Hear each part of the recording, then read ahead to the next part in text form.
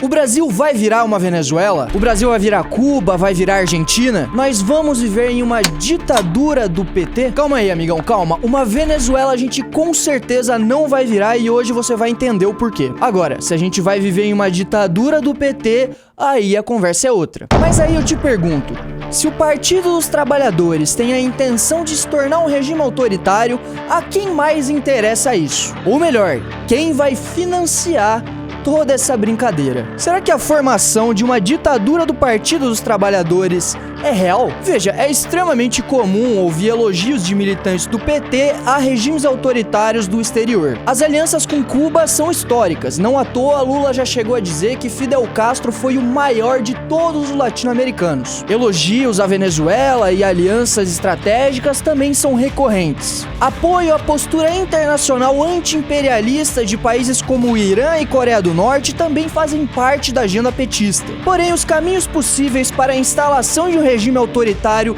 liderado pelo PT não parece seguir o caminho das demais ditaduras latino-americanas. As atuais condições sociais, políticas e econômicas do Brasil dão a entender que o surgimento de um regime autoritário vai seguir outro modelo. E isso não se deve a algum tipo de estratégia dos líderes de PT, mas sim da histórica relação de subserviência das elites econômicas com o presidente da vez. O modelo que estamos falando aqui é o que Karen Davisha chamou de cleptocracia de Putin. Tratamos aqui do regime autoritário russo, que é marcado pela subordinação dos maiores magnatas dos mais importantes setores da economia russa ao ditador Vladimir Putin. E em algum grau isso já foi tentado aqui no Brasil. Você deve lembrar da era dos campeões nacionais do governo Dilma, quando a gente destinava 6% do PIB para subsidiar empresas bilionárias. Porém, o fracasso econômico e a impopularidade do governo foram obstáculos para a transformação desse projeto governamental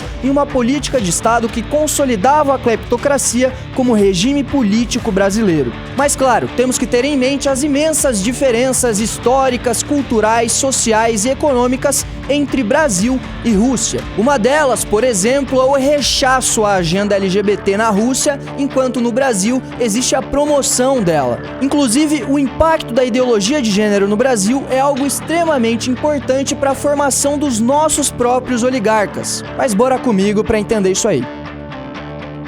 Luiz Inácio Lula da Silva retornou à presidência em 2023 depois de ter passado pelo inferno. Depois que deixou o cargo em 2010, Lula teve um câncer, viu sua sucessora sofrer um processo de impeachment, perdeu sua esposa para um acidente vascular cerebral e ficou preso durante 580 dias. Infelizmente não foi mais, mas fazer o quê, né? Retornou ao cargo sob a narrativa de estar combatendo o fascismo e tudo aquilo de mal que existe nesse mundo. Todo esse ciclo do herói que se construiu ao redor de Lula na última década contribui para a visão de que ele tá voltando agora com sangue no olho para se vingar de quem o traiu. Se ele tiver a oportunidade, com certeza aproveitará para fazerem com que todos paguem pela traição. E, inclusive, já tem um alvo determinado: a mídia. E é daí que vem a urgência do PT na tentativa de regular a imprensa. Sob pretexto de democratizar os meios de comunicação, o PT busca impedir que a mídia se volte contra ele outra vez, contribuindo então para um processo de impeachment ou a prisão de aliados fortes. E isso ressoa muito com o que Putin fez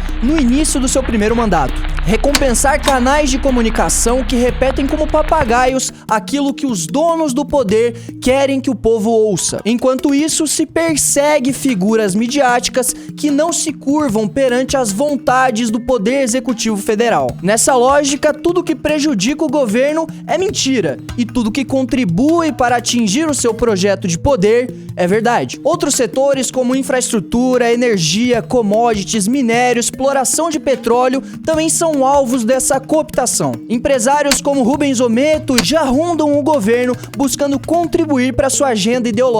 E isso é um paralelo muito forte com o que aconteceu na Rússia. Os maiores nomes da classe empresarial ajudam o governo a atingir suas agendas ideológicas. Enquanto isso, ficam livres para aumentar cada vez mais seus lucros, inclusive recebendo recursos públicos. E aí eu pergunto para você, isso não constitui exatamente a formação de oligarcas brasileiros? O histórico de relações perversas entre a elite econômica e o governo constituído no Brasil é de longa data e muito bem documentado. Você já deve conhecer aí os escritos sobre patrimonialismo do Raimundo Faoro e do Sérgio Buarque de Holanda. De um lado, você tem o governante recebendo benefícios pessoais e aliados muito poderosos. Do outro, você tem grandes empresários recebendo benefícios fiscais, contratos bilionários e o monopólio de um setor específico garantido. Mas agora, bora pro que interessa: quem são os oligarcas brasileiros? O primeiro que vamos tratar aqui você conhece muito bem: Marcelo Odebrecht. Ele liderou a empresa de sua família, a Odebrecht S.A., a partir de 2008. A empresa, que surgiu em 1944, teve um crescimento enorme, se expandindo para setores como infraestrutura, energia e petroquímica. O herdeiro internacionalizou a empresa com a ajuda de Lula e Dilma. E essa história você já deve conhecer muito bem. A empresa enfrentou várias investigações por suas relações aí, no mínimo, escusas com os governos Lula e Dilma. E em 2015, Marcelo foi preso pela Lava Jato. As investigações mostraram que a empresa tinha um departamento inteiro só para pagar propina para autoridades em troca de contratos públicos. No decorrer das investigações, constatou-se que as empreiteiras encabeçadas pelo Odebrecht superfaturavam licitações de contratos públicos. Marcelo foi condenado em 19 anos de prisão por corrupção e lavagem de dinheiro, mas obviamente já foi liberado agora em 2017. Ele já não faz mais parte da empresa, mas continua rondando os bastidores de Brasília.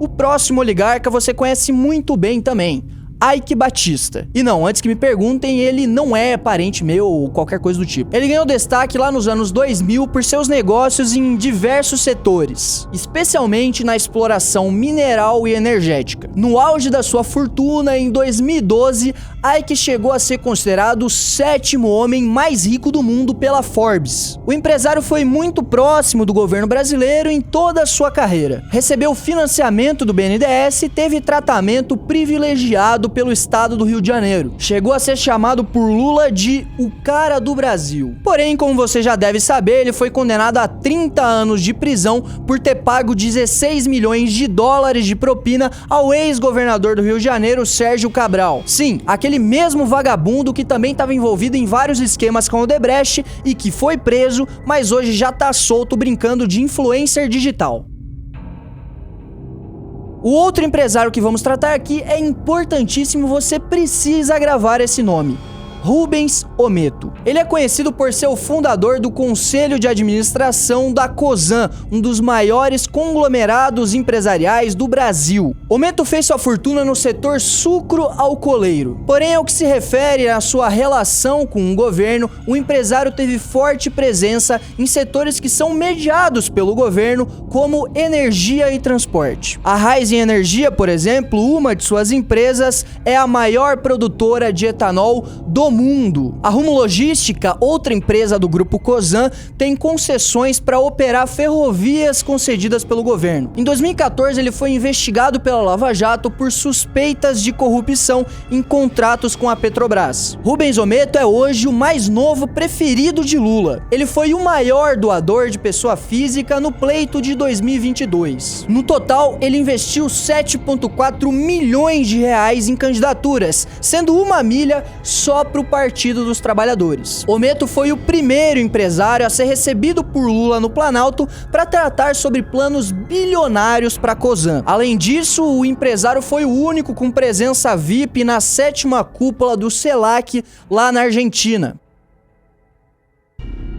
Então nós voltamos aqui para a principal distinção entre a Rússia e o Brasil: a adesão à agenda progressista, a famosa agenda woke. Os empresários brasileiros encabeçam investidas em favor da agenda woke. Nisso estão envolvidos grandes bancos como Itaú e Bradesco, a grande mídia e grandes empresas como Natura e Magazine Luiza. Anitas, Luísa Sonzas e praticamente toda a classe artística replicam esse mesmo discurso, tornando-se então um ciclo lucrativo que busca vender produtos dessa ideologia.